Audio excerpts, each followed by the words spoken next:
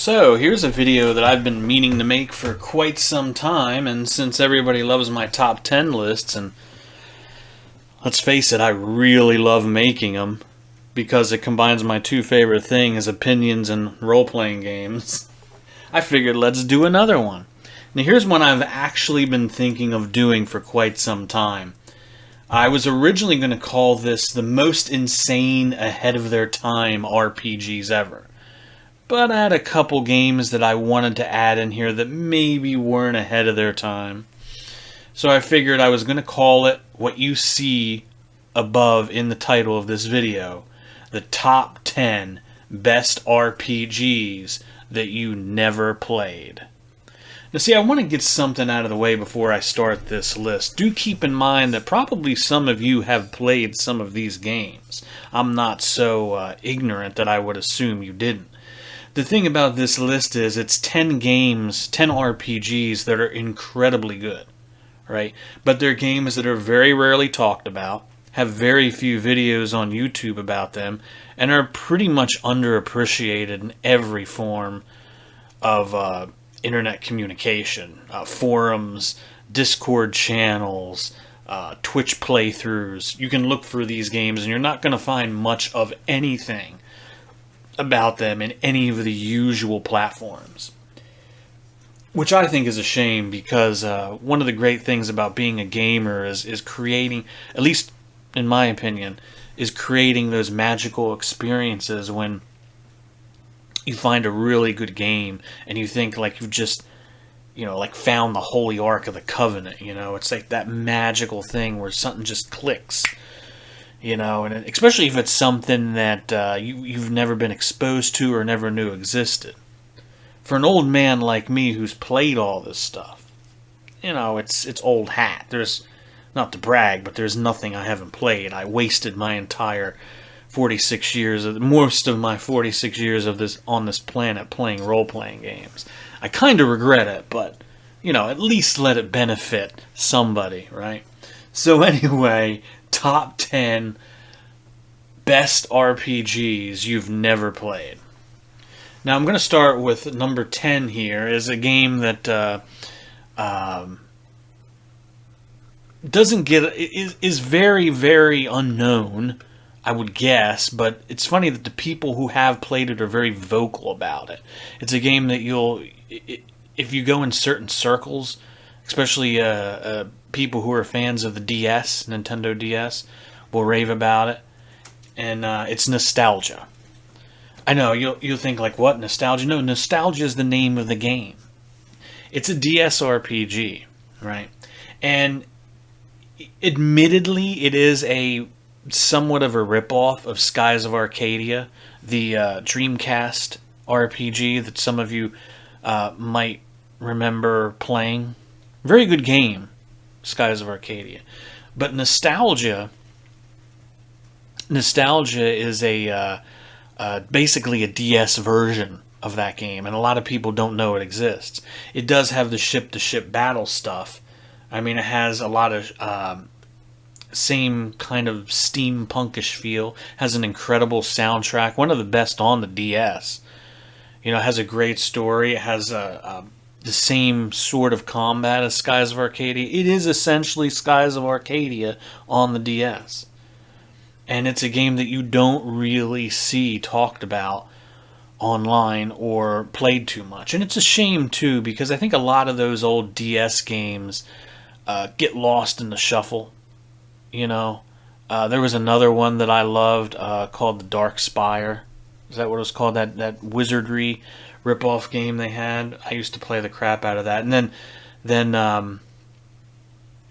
there was Unchained Blades, which was also good. So, there's a lot of really neat RPGs for the DS that really got swept under the rug. And I felt that because Nostalgia had two things, actually three things that kind of held it back. Number one, it was a Skies of Arcadia, I hate saying ripoff because it's actually a good game. It was a Skies of Arcadia clone. The name, I think, kind of turned people off, even though it kind of made sense, but still, it was a probably not the best name to name a game. And it also came out on the DS. It never had a home version. You know, it never had a console, a real console version, which was sad. And it came and it went without much fanfare and was mostly forgotten. But it's a game I highly recommend all of you play. You can emulate it. Probably the best way, at least in my opinion, would be to use the Melon DS core in RetroArch. It's a good way to emulate it. So, go ahead, give it a shot. You know, it's pretty fun. If you love Scars, listen to me. If you love Skies of Arcadia, you're going to love Nostalgia. Okay, moving on. We have to kind of make this quick because I want to go to bed. Number 9. Number 9, as the Beatles would say. Number 9. Ark-Rise Fantasia. I know, this is a game that was very controversial when it came out. It received a lot of hate for various reasons. Most of those being that the voice acting was abysmally bad. I get it. Wasn't the hottest. And the translation was not very good either. Translation was bad. There was a lot of corny dialogue. Stuff like the devil beating his wife line that everybody makes fun of. Yeah, whatever, fine. Look, I know that the translation was bad. The voice acting, not exactly the brightest. But Ark-Rise Fantasia was a damn good game.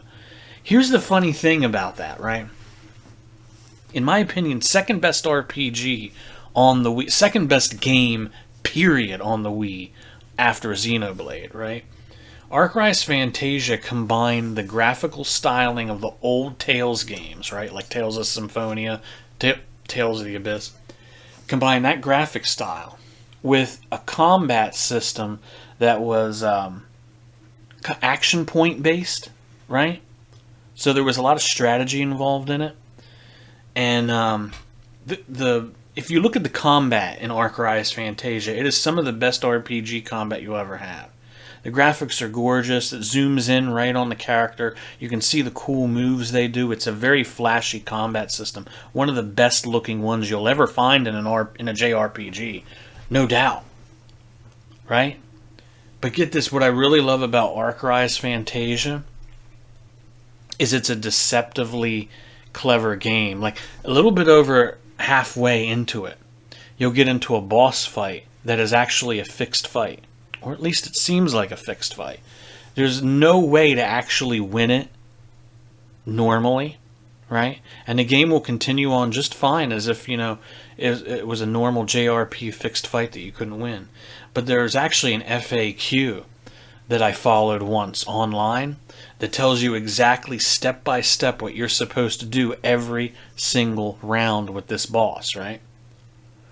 And you can actually beat the boss and get a completely different path through that point of the game, because you're collecting summonses, and this boss is supposed to be a summons, but the guys you're competing against are supposed to beat it before you do and get the summons, but there's actually a way for you to beat it and get that character as a summon. So I always thought that was so cool that they would put something like that in there, that there was some hidden esoteric way to actually win the fixed fight. It's really a good game, and it's one of those things that I really wish that people would give a chance to, because it was a game that was really torn to shreds in reviews when it came out, mainly because of the bad localization. And I think, come on, really, you're going to hold the game back because of the localization? You know, the actual combat and the world design, and it was just so good.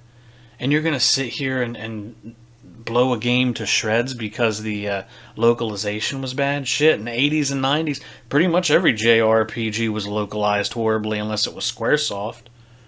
You know? And even Squaresoft had plenty of their spoony bard moments, so don't act like they were holy and, you know, completely without fault. Anyway, yes, Ark-Rise Fantasia is another game I think, if you have a Wii and you can track it down, I still have my copy. Highly recommend it. Highly recommend it. Good soundtrack, too. Very good soundtrack. One of the best on the Wii. Just like Nostalgia was one of the best on the DS. So I'm really into music in RPGs, if you've noticed. Anyway, moving on. Coming in at number 8, one of my favorite action RPGs of all time for the PC, the original Sacred. Yes, Sacred was great because, get this, what was great about Sacred? Let me sit up in my chair here a minute and kind of rest my back while I talk about this. Sacred was neat in the way that it was a typical action RPG like Diablo, right? I think the original Sacred came out, I'm going to say sometime in the early 2000s. It had to be sometime around Wizardry 8 because I remember getting it before Christmas Day. I'm going to say maybe 2001, 2002, maybe? I don't know. Anyway, it was a European action RPG, and it had the same exact gameplay as Diablo. Right down to the whole, finding random loot, RNG, grinding for levels, grinding for loot kind of thing. But get this, it had one thing that for its time had never been done before, and that was it was an action RPG that was an open world. The game was basically what would happen if you took Morrowind and gave it the gameplay of Diablo. Now, that might not seem, special now as I'm telling you this in the year 2022. You may think of that and say, whoa, Carl, boy, that's so incredibly amazing. For the early 2000s it was. I mean, this is a game that came out not too long after Morrowind. Right around the same time. So this is a game where to have an open world game that was an ARPG, it's pretty big. Sacred was a great game. There was an expansion for it too, Sacred Underworld, that had the demon and the dwarf classes. Matter of fact, the dwarf was my favorite character class because he could equip shotguns. So it was a really good game, and they tried to improve upon it with Sacred 2, but Sacred 2 was nowhere near as good as the first game. A lot of people do have experience with Sacred 2, and they think, it's nothing special, and they never go back to play the first one. You really should, because the first one was so much better. They really struck gold with that game, and they never were able to recapture that lightning in a bottle effect. Because, what was it? What was the name of the company that did the Ascaron, I think, or something? Yeah, they never were able to recapture that. I remember back in my gaming journalist days, I did a little expose on their next game. I think it was called Unbound. Back around 2015-16, they announced it, but apparently they were never able to get it off the ground. So I don't think they're ever going to release it. But yeah, that first Sacred, that was just such an amazing game. And you don't see much about it. I mean, you may see some things about Sacred too, but you don't really see many playthroughs or conversations or websites devoted to the first game. So I highly recommend going back and giving it a shot. I don't know where you can buy it. I don't think you can. I still have my boxed copy, but you could probably pirate it, so, have fun with that. Okay, so that leaves us to number 7. Number 7 on this list would be the DOS. Actually, I don't think it was a DOS game. It was actually a native Windows 95 game. I'm trying to think. Anyway, it's Subterra Core. Subterra Core, I actually loved this game when it came out. I still have the original disc, as a matter of fact. Little side story. If you can find a way to go to RPG Gamer's website, back when RPG Gamer used to be called the unofficial official Squaresoft page around 96, 97, and Andrew Vestal had it, he sent out a call for people to do freelance gaming editorials amongst all his readers. And I sent one in making the case that one day JRPGs would overtake the PC. Now keep in mind, this is like 96, 97 I'm writing this. So the idea of JRPGs in the PC was absolutely insane. You know, when I think it was 1998 when Final Fantasy VII came out for it, it was a big deal. So I wrote an editorial saying that one day JRPGs would be as common, if not more common, on the PC than on the console. And he published that editorial, and it was the very first editorial that was ever on his site on RPG Gamer. And up until at one time I remember seeing it in the archives, they had it up there. So if you see a Carl B that wrote that editorial in 97, that was me. And I basically used Septerra Core as my example of why that was going to happen. Because Septerra Core was an amazing game. Sure, it was a JRPG. It played like a JRPG. It looked like a JRPG. It had JRPG combat. It was the exact kind of game you would expect to see on your PlayStation or your Sega Saturn, right? The only difference was it was PC only. Septerra Core, I actually followed that game before it came out.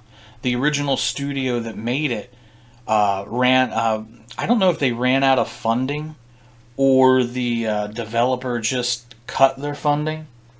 But what happened was their company got shut down. And they had to go and smuggle the data of the game out so they could work on their own while not being paid. And having it be illegal because it really wasn't their game. So what happened was another developer, I forget who ended up releasing it, but they bought the rights off of the original holder and then hired back all the guys who were laid off from that company who were smuggling the floppy disks out that had that game on it, and they released the finished product, which was Septerra Core. Septerra Core is amazing, and you can play it on both Steam and GOG. They do have it. And what made the game so great is, even though it is a JRPG, right, it has some PC RPG nuances to it. Like, get this. Certain members of your party can't be together in the same active role. Like, you can't have certain members next to each other when you're fighting in combat because they will simply refuse to be next to that person. Which you might think is, hey, that's a pretty cool feature. There's some guys that hate each other and won't fight each other. But get this, there's actually side quests in the game where you can optionally reconcile the differences between your party members and get them to fight with each other in combat. Normally, as if they, were teammates. It's really a good game. The only drawback is the combat is a little slow and there's no way to speed it up that I know of unless there's a mod maybe. But the graphics are good, the story is amazing, the characters are great. Highly recommend it. It's one of those hidden lost gems that not too many people talk about. But it's a game that I feel that if you love JRPGs or you want to experience history, there's nothing better. It's kind of Chrono Trigger-esque, really with the way it is. I'm not going to say it's post-apocalyptic, but it's got shades of post-apocalyptic, a little bit of cyberpunk in there, a little bit of steampunk. It's a really clever world that they created. Highly recommend it. I mean, everybody out there should at least play through it once. Okay, so moving on. Coming in at number 6, a personal favorite of mine, and one of my favorite, if not my favorite, original Xbox RPGs. It's Dungeons and Dragons Heroes. Now, I know I say this game to people, and they're like, I never heard of that. What is that? Get this. There was a game that came out in the original Xbox. I'm talking about the original Xbox. That was an action RPG. And it wasn't Baldur's Gate Dark Alliance, because I know that's the one that gets a lot of attention. It was D&D Heroes. And it was a game that flew under the radar, even at that time. When D&D was pretty hot, and everybody wanted a piece of it. It was an action RPG, more of a Gauntlet style kind of action RPG than Baldur's Gate Dark Alliance was. It's more visceral, more combat oriented. more about avoiding traps and such. And the graphics were way better than Dark Alliance. It was just a great game altogether. It was much more challenging, much longer quest. I really loved it, and I never understood why D&D Heroes never got the same attention that Baldur's Gate Dark Alliance did. I guess it's just better marketing, because Interplay had more money for marketing, I guess. I don't know. But it was a great game. And I still have my copy. I treasure it. Unfortunately, I haven't been able to play it in over a decade because my Xbox's capacitor blew. So I don't have any way to play it. There's an Xbox emulator, but I've never been able to get the game to run on it. So maybe I just suck. If somebody out there has been able to get it to run, so let me know. But D&D Heroes was great. It was one of the lead designers of the game was Brenda Braithwaite. And she was also one of the lead designers on Wizardry 8. A little bit of a tidbit of info for you. Maybe that's why it was so good, because I really think she was pretty awesome. Probably not the smartest woman, though, because she married George Romero. But I'm not really going to... Or she married John Romero, the Daikatana guy. Yeah, not a real smart thing. Probably would have been better had she did marry George Romero instead. If he's still alive. But yeah, it's D&D Heroes, great game. It's one of those games that if you go to a yard sale or one of those little indie game shops and you manage to find an old beat up copy of it for the original Xbox, go and grab it, because it's damn good. I wish I had an Xbox that worked so I could play it, but whatever, life sucks, then you die. So, okay, that's the bottom 5. Now we're going to get into the creme de la creme. The great... These 5 games are games that I've been wanting to talk about in videos for a very long time. It's very late at night, and I'm drinking a lot of water to keep my voice going. And I just ate a big meal, so... Not exactly feeling good, but I'm gonna try. Because these games, these top 5 that I'm about to tell you about, these really matter to me. Alright? Number 5 on this list of top 10 best RPGs you never played but you should have. It's one of my all-time favorite D&D games. My favorite TurboGrafx game. And in my opinion, the game that is hated the most but deserves absolutely none of its hate. And that's Order of the Griffin for the TurboGrafx 16. Now, I know many of you are probably listening to that and like, what the hell? I was a big TurboGrafx fan when I was a kid. It was my favorite system. I was also a big D&D fan. So if you go back to 1993, I'm going to my friend Butch's house. And me and Mike and Pat and Tim and Aaron and Chris are all playing D&D in Butch's family's... they had a farmhouse out in the boonies in New Jersey. And we would go into the farmhouse and play D&D. So for me, I was trying to recreate that same D&D experience by myself at home on my video game systems. I had it on my Commodore, right? With Pool of Radiance, Curse of the Azure Bonds, Hills Far, right? But I wanted something deeper, and that's what Order of the Griffin was. Order of the Griffin gets a lot of hate, even back then, when it came out, around 92 or 93. Even back then, it got a lot of hate, right? It was. It does have some problems. The music cuts off as soon as you make your first attack in combat. The game has no auto map whatsoever, right? Has no journal, so you have to figure out what to do yourself. And the game has a... I won't even tell you to use the password system, because the password system half the times doesn't even work. But since I had a TurboGrafx CD, I had a backup RAM, so I could save the game internally without needing a password. Order of the Griffin is amazing. And even the developers hate the game. Even the guy who programmed the music has gone on record as saying that it was the worst game he ever worked on. I'm not even joking. I'm not making this shit up. I'm not. I'm here to tell you, right, as a man with 40 years of gaming experience, right, that he is lying and the game is amazing. It's not really that hard. One of these days I'm going to do a video where I show you how to completely own at it and get +3 equipment like 5 minutes into the game. Because you actually can, like 5 minutes into the game, you can get like all +2 and +3 equipment because there's a hidden stash. But anyway, point is, Order of the Griffin was great, had an amazing soundtrack, had a good story. It was a turn-based D&D RPG on the console, right? I know a lot of people look at the Genesis D&D, what was it, Warriors of the Eternal Sun. And that is a good game. Warriors of the Eternal Sun on the Genesis is a good game.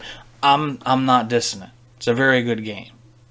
One of the best games on the Genesis, bar none. Absolutely. Totally agree.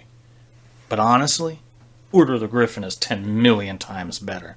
It's a much harder core first edition D&D game. That's very merciless, but isn't... It's not so hard that it'll make you throw your controller against the wall and smash it. Is what I mean to say. There are ways around it. It's just merciless in that there's no like your hit points are randomly generated, so you have to constantly save the game and re-roll your hit points after every level up. But you know, it's really good, and I think it's one of those games that, you know, was unfairly criticized to the point of nobody giving a shit about it, and it got completely lost in the shuffle, and no one... There's actually a very good playthrough. The only real playthrough I've seen of this game, although he didn't finish it, was Pro Jared. That Pro Jared guy, he has a playthrough of Order of the Griffin. Because I was searching this game to see if anyone did a playthrough of it, because I was thinking of doing one myself. If you guys want to see me do it, post in the comments down there, and I seriously will consider it if you want it. So he did play it partially, and it's good. I think I wrote a FAQ on this game, at least partially, on Game FAQs. I think I might have. I don't know. I wrote a lot of FAQs for Game FAQs back in the early 2000s. Embarrassed myself, so it might be up there. I don't know. But here's another little thing. I loved Order of the Griffin so much, and I loved the story so much, I made a sequel to it and released it as a Neverwinter Nights mod. If you go to the old Neverwinter Nights vault, here's a little trick. Look for Order of the Griffin 2. That module's mine. I made that back around like 2003. I have to warn you, this is when I was 27 years old, and I was 5 million times more cringy than I am now. So, just warning you, right? Oddly enough, it has a 7.5 out of 10 stars on the Neverwinter Vault. So, I mean, some people actually did like it. But Order of the Griffin was great because it was so, like I said, it was merciless. It was a true D&D game, but on the console. It's up there. It's one of my favorite D&D games of all time. And I think it's unfair what's been done to it. Is that it's just such an unknown, like, deep cut game that 90% of gamers out there have no idea that it even existed. So, yeah, Order of the Griffin, play it on an emulator, like RetroArch or something, or Magic Engine, or what's another one? Utaki is another good emulator to play it on. And give it a shot. I mean, if you like D&D, can't go wrong, because there's not much better than that, at least as far as turn-based D&D games go. Okay, so that's number 5. Moving on. Number 4. Here's a game that's actually very recent. At least, kind of recent. When I was in my game journalist days, one of the games I got for free, it was actually the very last review I was supposed to do before I left it all behind. Things were getting bad. Gamergate really did a bad thing to me, effed me up seriously. So, but before I was supposed to do a review of this game, I left and was never able to do it. So I want to give this game its just due because it's quite good, and that's Aeon of Sands.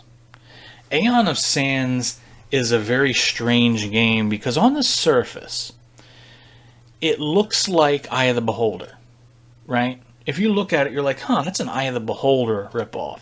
Maybe kind of like Legend of Grimrock, you know? And that would be fair. You know, that would be fair assessment. But it's a lot more than that. Here's the funny thing about Aeon of Sands. On the surface, it does play and look like Eye of the Beholder. But it has two things going for it that none of those other Eye of the Beholder type clones had. Number one, it has a very Lovecraftian, creepy, very unsettling, horror-esque setting with some of the strangest dialogue. See, the dialogue is translated very poorly into English, and normally that would be a bad thing, but because the game has this Lovecraftian elder god kind of underpinning and everything is so grotesque and strange, the misspelled and jumbled English actually makes it even creepier than it already is. And the monster designs and the art, that's the other thing that it has going for it. The monster designs and the art are just off the chart weird as shit. It has some great writing, awesome monster designs, and some really wacky dungeons. This is a game that really flew under the radar, like hardcore. I mean, it's almost sad because as good as the game is, the guy that programmed it, I don't even think he updates it or even does anything anymore. It's almost like it failed and he abandoned everything and that was it. It's a shame because this is one of those true hidden gems. And if you like old school dungeon crawls, but you you like them with a twist, maybe a little horror aspect with some Elder God Lovecraftian nonsense thrown in, well, there you go, man. Aeon of Sands is great. You know, it even has choice and consequence too. It's somewhat non-linear because there are dialogue choices within the game, some of which can actually lead you to die and lose the game without even entering combat. So it's kind of neat how, you know, every time you play the game, you can pick completely different dialogue choices and end up with different NPCs joining you, different quests, different dungeons, yada yada. It's a really great game and one of the best dungeon crawlers you'll ever play.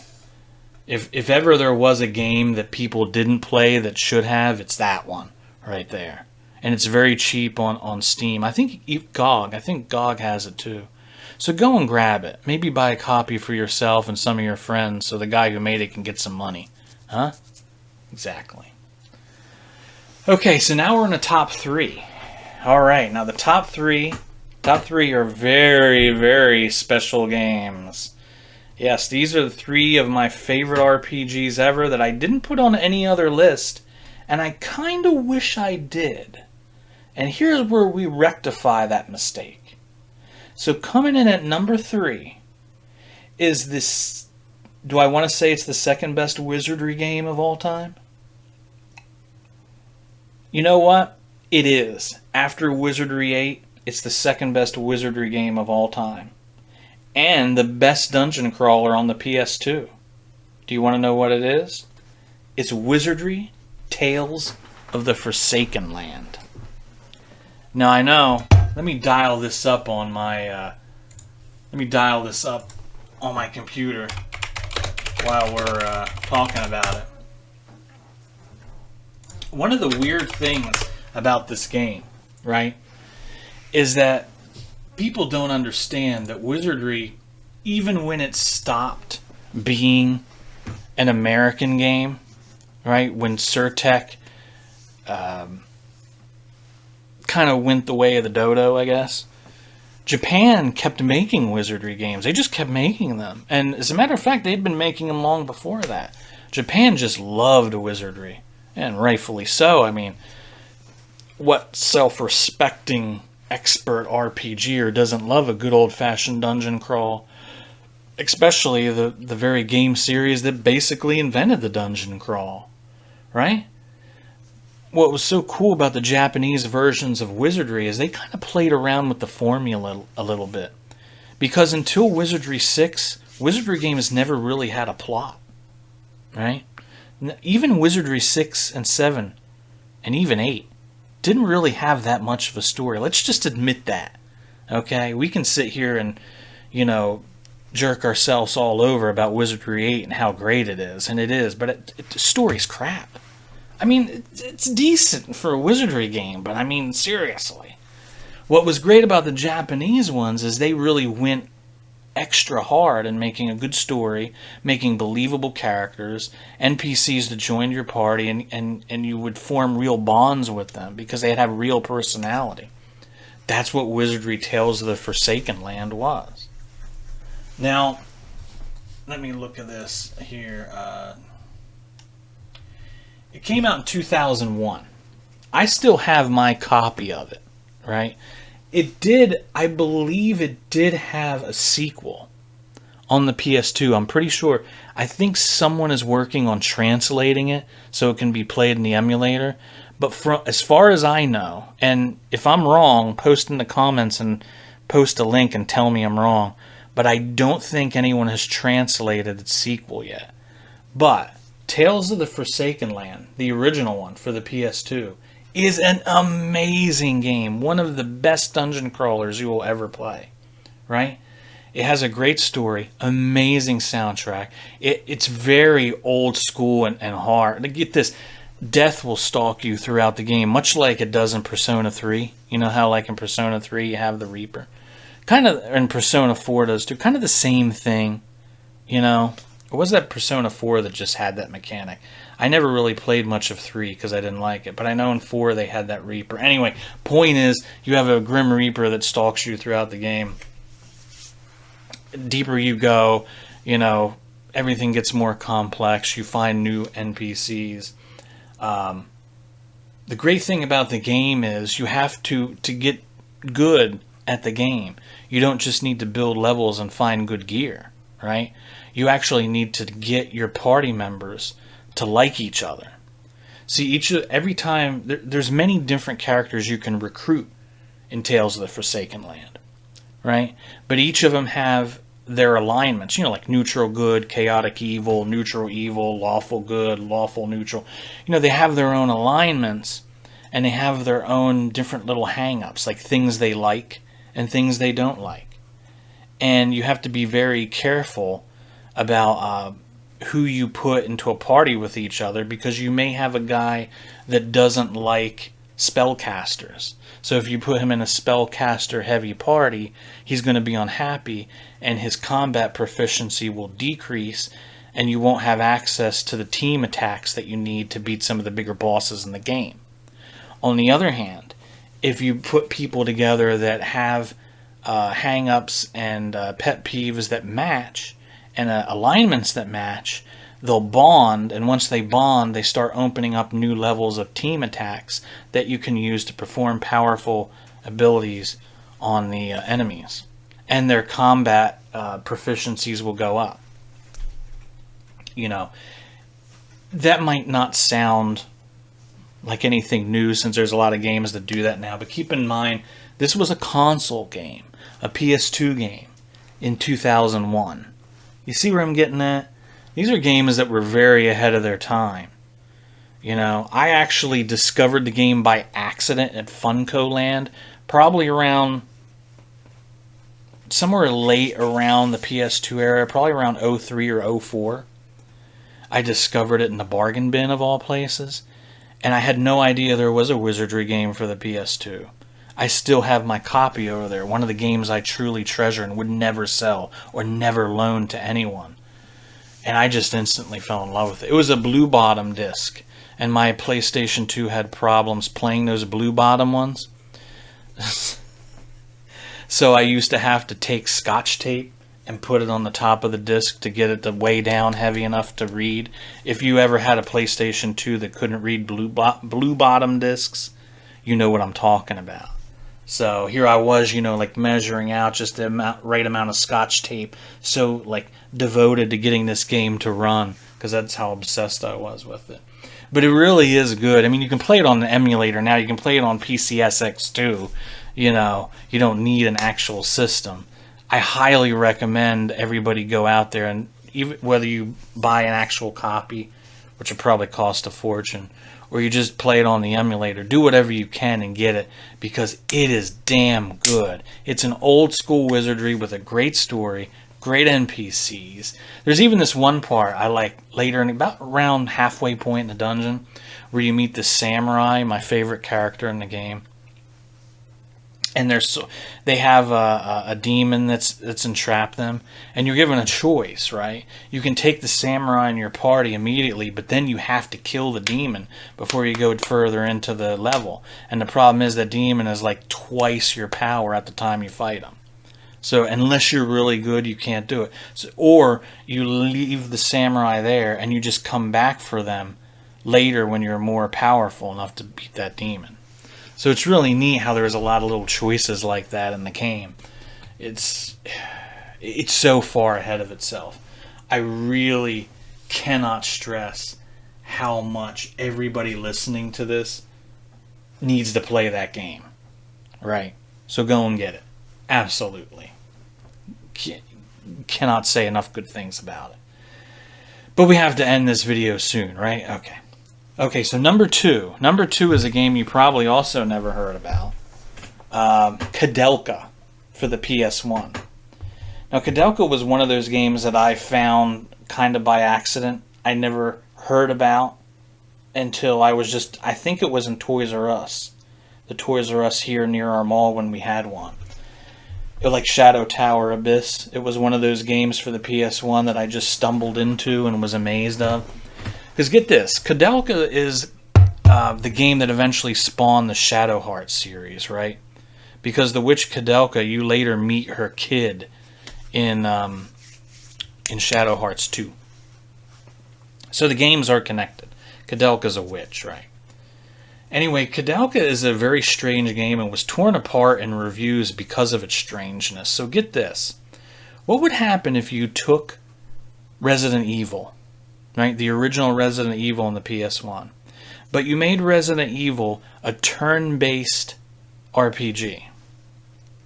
Sounds weird, huh? That's what the game was. It was a turn-based Resident Evil 1. Although it was far scarier, had some of the best... Actually, let me correct that. It had the best cinema scenes, cinema intermissions, and CGI on the original PS1. You go and play that game. Its graphics and its rendered cutscenes are leaps and bounds above anything Squaresoft was doing at that time. Way better. Way better. The soundtrack, same thing. Story will blow your mind. It is the best horror game of that generation. That means it's better than Silent Hill, scarier than Resident Evil. I'm probably going to get skewered in the comments for saying it, but I'm dead serious. It was a really good game. I mean, it's kind of funny some aspects because the guy who made it, when he made the Shadow Hearts games, he did put a little bit of comedy into his horror to blunt it a bit. So, like, you might fight a haunted chair that's moving around, but for the most part, it's quite good. It's a very scary game. Good Halloween game. With Halloween coming up, it's October 1st as I'm recording this. Good time to play that. Go and hunt down the ISO, run it on the emulator, do whatever you have to. Very good game. Highly recommend it. So yeah, Koudelka. And if you haven't played Shadow Hearts, it's probably good to start with Koudelka first and then play the Shadow Hearts trilogy. If you have played Shadow Hearts and you haven't played Koudelka, I'm going to find you and smack you in the face. Because boy, you should have already played that shit. Good game. Alright, so moving on. This leaves us at number 1. And when you make a top 10 list, The best RPGs that you've never played. The best RPGs that were way ahead of their time and were so good that they were misunderstood and thrown in the waste bin of history. You've got to make the number one game be something that's special. Something that is truly earth-shattering. Something that was really epic.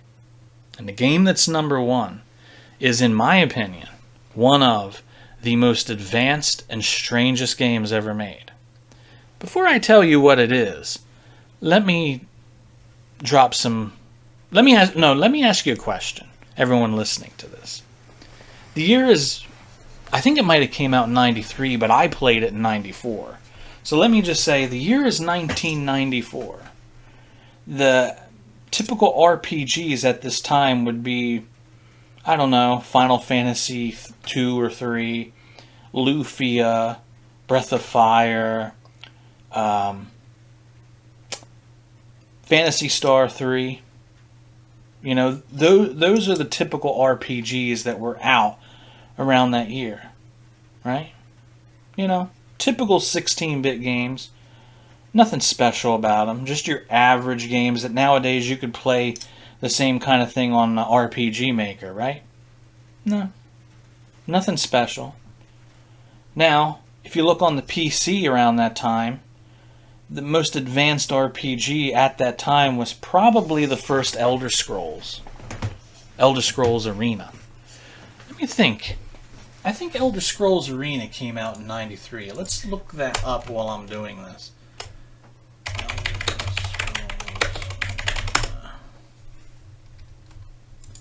The Elder Scrolls Arena came out in 1994. So, let's get this out of the way. The Elder Scrolls Arena, the very first Elder Scrolls game, was the game that popularized open world RPGs. At that time, it was something that was very unheard of. You know, an open world, non-linear CRPG. Amazing. Get this. There was a game that came out on the Genesis around that same time, 1994. That was an RPG, and it was open world, and it was non-linear. I bet you don't believe me, do you? I gotta be lying, right?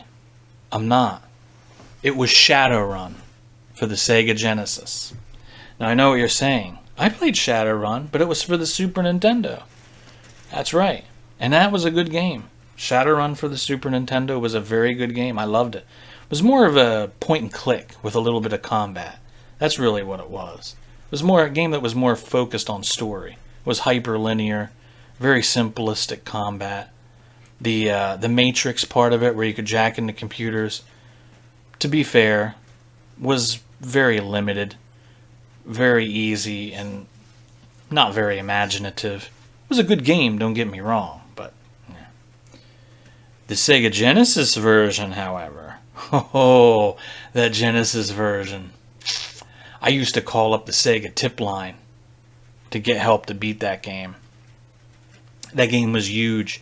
It was completely open world, completely non-linear. The game literally dumped you off in front of a hotel and just said, F you. You go into the hotel, ask about your brother who died, which is why, and you get a little bit of money, and you get his message, his last messages. And that's it. You're off to the races. You do whatever you want, in any order you want.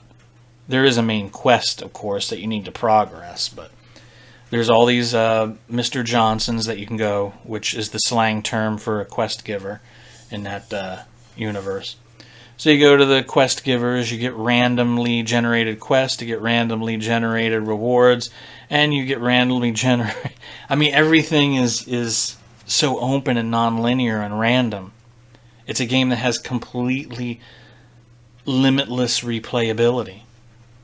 There's NPCs scattered all over the game that you can hire temporarily, but you can also save up more money and make them permanent party members. Like Mars, my boy Mars that I like so much, the half-orc, the orc with the big spurs on his hands.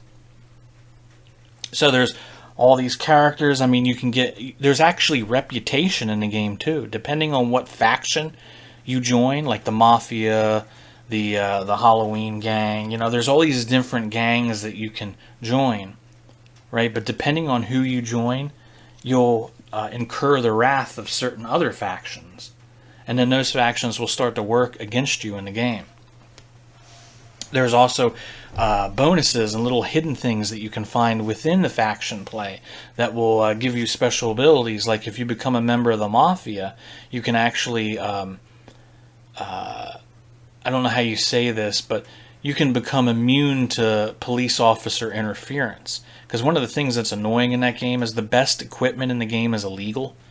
And if a cop randomly stops you in the game, right, they can open fire on you or try to put you in jail, or unless your negotiation is high enough and you can get out of it, they may attack you for having illegal equipment. But if you're the Mafia, if you get high enough in the Mafia faction, you basically own the police and become immune to them. They'll see you and see your illegal armor, your illegal cyberware, your illegal gun, and they're like, oh, yeah, you're a made man, right? Okay, we're not going to mess with you. Carry on, player. It's such a great game. I'm telling you, you can just play that game forever. And here's the funny thing. As large as the game world is, as non-linear and hyper-reactive as it is, for a 16-bit game. Hell, it could have been a PC game on Windows and it still would have, been very believable to be that deep. But for a game that's so deep, you wouldn't expect there to be a game just as deep within it. But there is. The Matrix inside the Genesis Shadowrun is even more vast and complex than the actual overworld. See, when you get into it, you can go into any computer in the entire game and they're all connected. All the computers in the entire open world are connected. And although you don't realize it, I'm kind of spoiling something here if you've never played it.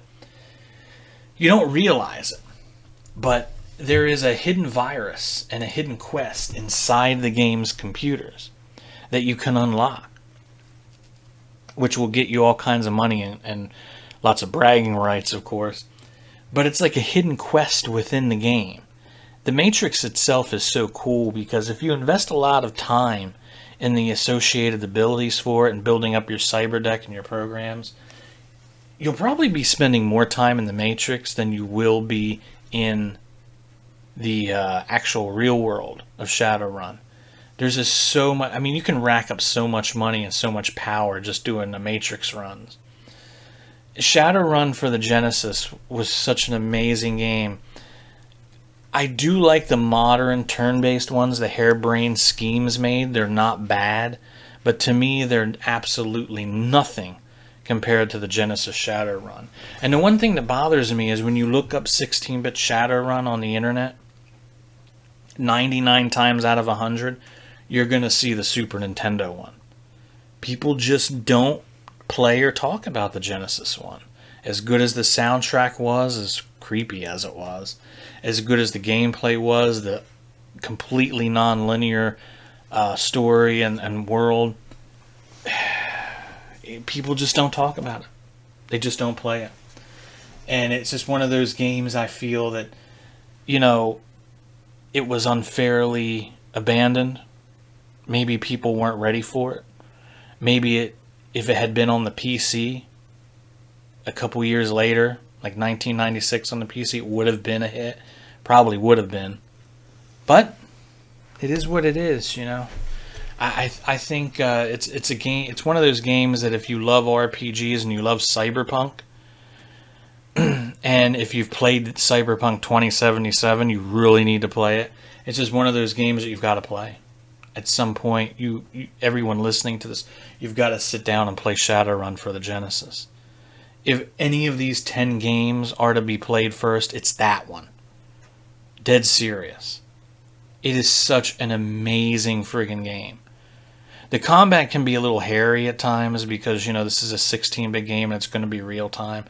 But the cool thing about it is if you go and build up enough money and permanently hire a good spellcaster and get Mars and set him to melee, you can sit back there with, a street sweeper and just blow stuff up, and you're pretty much good to go through like 9/10 of the game. So yeah, Shadowrun, highly recommend it. Very fun game. It's just one of those. It's really a PC game that for whatever reason came out in like 1994 on the Sega Genesis. Why, I don't know. It's just one of those weird things that, you know, proves that we're living in a simulation, I guess.